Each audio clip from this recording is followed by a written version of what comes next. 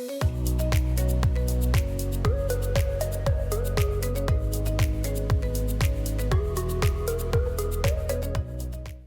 there, today I'm going to be showing you 5 new quick and easy dinner ideas that come together in either one pot or one pan. They use minimal dishes, so I really hope you enjoy it, and let's go get to cooking.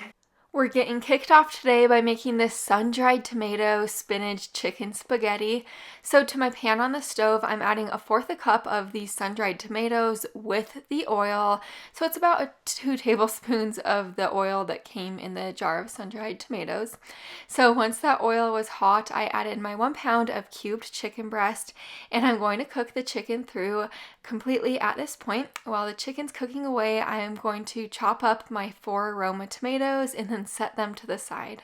During this time, you are also going to boil up your 8 ounces of spaghetti noodles according to the package directions. Truthfully, I was so mad at myself at this point because I totally forgot to hit the record button after the chicken was cooked. So I'm going to tell you everything I added into the chicken. I totally forgot to record it. I'm sorry, but I added in the Roma tomatoes that we cut up along with 1/4 cup of freshly chopped basil, that's optional, and then 8 ounces of freshly chopped spinach, 3 tablespoons of olive oil, tablespoon of minced garlic, and a dash of salt. I let this simmer with the lid on for about 5 minutes. After the 5 minutes of simmering, my noodles were pretty much cooked at that point, so I just drained them over the sink, and then I added the noodles in, and now I'm tossing the noodles in with the rest of the ingredients, and then it is time to serve it up. This is my big bowl of food. Of course, I topped mine with plenty of Parmesan cheese. I have been making this dish for years and years. My mom made it for me quite a while ago, so I've just been making it ever since. This is a total hit for my family. I am so happy that it's getting to be soup season because I could eat this tortellini soup all of the time. So to begin, in my Dutch oven, I have a tablespoon of hot olive oil. To the oil, I added 1 diced up white onion along with 1/2 teaspoon of dried rosemary. I let the onion get soft for about 5 minutes, and then it is time to add in 28 ounces of petite diced tomatoes at this point, followed by 15 ounces of tomato sauce, and then for the seasonings, I added in 1/2 teaspoon of dried oregano, 1/2 teaspoon of dried basil, and then plenty of salt and pepper. Next, you'll be adding in 4 cups of chicken broth with 1/2 cup of heavy cream. If you don't want to add in the heavy cream, you certainly don't have to. I gave this a really good stir, and then I brought it up to a boil. Then I dropped it down to a simmer, and then I let this simmer covered on my stove for about 20 minutes. I did stir it frequently while it was simmering though. Now that it's finished simmering, my house was smelling so good at this point. It's time to add in 20 ounces of cheese tortellini. I used this frozen bag of cheese tortellini from my store. And then you are going to let your tortellini simmer for about 12 to 15 minutes or until it is completely cooked. I let it simmer uncovered.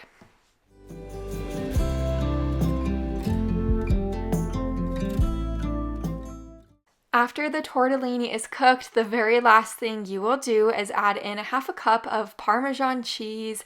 I do have my heat off at this point. Give it a really good stir to melt the cheese down, and then it's ready to serve. Here's my big bowl of soup. This soup is so amazing. It is rich and delicious. By far one of my all-time favorite soups in the fall. Even my little daughter loves it. She was trying to give me some of her food on her plate to be silly on that night. Now we're going to be making this not so typical beef stroganoff. In my pan right here, I'm cooking up 1 pound of ground beef. Once my beef is cooked, I removed any excess grease. Now I'm adding in 1/2 teaspoon of salt along with a dash of pepper, and then 1 tablespoon of cornstarch.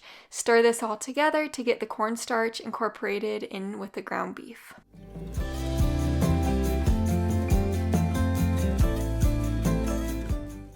Now I'm going to be adding in a cup and a half of beef broth along with 2 cups of milk. I gave this a quick little stir, and then I added in 8 ounces of large egg noodles. You do want the egg noodles to mainly be covered in the liquid. I let this simmer on my stove covered for about 5 minutes. I did stir it and check it frequently though, and then I let it simmer uncovered for an additional 5 to 7 minutes. And then here is what it looks like finished. This next step is optional, but I do like to add about 12 ounces of frozen peas in. This is just a really quick and easy way to add veggie to this meal. Of course, you could always add sauteed mushrooms in the beginning. You could cook them up in the beginning, but we like to add peas just at this point. And then after the peas were cooked, after a few minutes, I added in a half a cup of sour cream. I do have my heat off at this point. I combined the sour cream well, and then it was ready to serve. This is by far my all-time favorite shortcut way of making beef stroganoff, just because it comes together in seriously no time at all. I mainly have all the ingredients on hand all the time, which is another plus, and it tastes really good.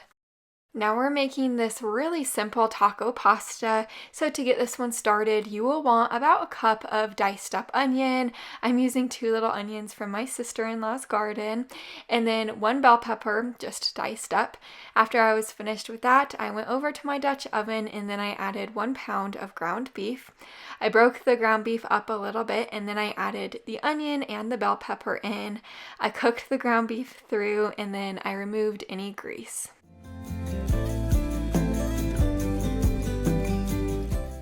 Now that our ground beef is cooked, I'm adding in about 1.5 tablespoons of taco seasoning.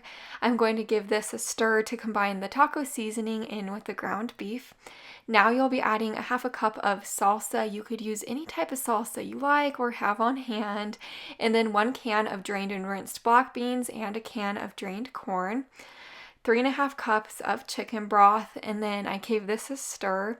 For the pasta, you'll be using about 8 ounces of that. You could use any type of smaller type of pasta you like. I just chose to use this. I gave it one last good stir, and then I brought it up to a boil, dropped it down to a simmer, and then I let this simmer on my stove covered for 5 minutes and then uncovered for an additional 7 or until my noodles were cooked. I added in a half a cup of shredded sharp cheddar cheese, let the cheese melt down, and then it was time to serve it. I served mine with fresh cherry tomatoes over the top, avocado, and sour cream. This is a really, really good meal. It's also very simple to throw together on a busy night. My family really enjoyed it. Now we're getting started on this creamy chicken and rice skillet casserole. So to my Dutch oven, I'm adding 2 tablespoons of butter. Once my butter has melted down, I added in 1 diced up white onion along with a teaspoon of salt and a half a teaspoon of dried thyme. I gave this a stir and I let the onion soften. It took about 3 to 5 minutes, I'd say. Now that my onion is soft, I'm adding in my 1.5 cups of uncooked long grain white rice. I let the rice cook in my pan for about a minute. After that, I added in my 2 cups of chicken broth, and then for the milk, I added in 1 3/4 cup. You'll be adding in 1 teaspoon of salt and a half a teaspoon of pepper at this point. Bring this mixture up to a boil.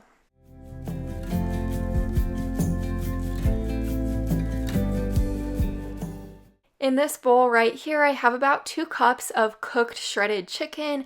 I cooked my chicken up in the Instant Pot and then shredded it from there, or you could use a rotisserie chicken, whatever you like. So I added my chicken in, I gave it a stir, and then I let this simmer covered on my stove for about 15 to 17 minutes or until my rice was cooked. I did stir this very often though, just so the rice didn't stick to the bottom of my pot. So now that my rice is nice and tender, I added in 2 cups of frozen mixed vegetables with 1 cup of shredded sharp cheddar cheese. I gave this a stir to let the vegetables and the cheese get incorporated. At this point, I have my heat off, and then I added in an additional half a cup of shredded sharp cheddar cheese. I put the lid on top to let the cheese melt down, and then it was time to serve.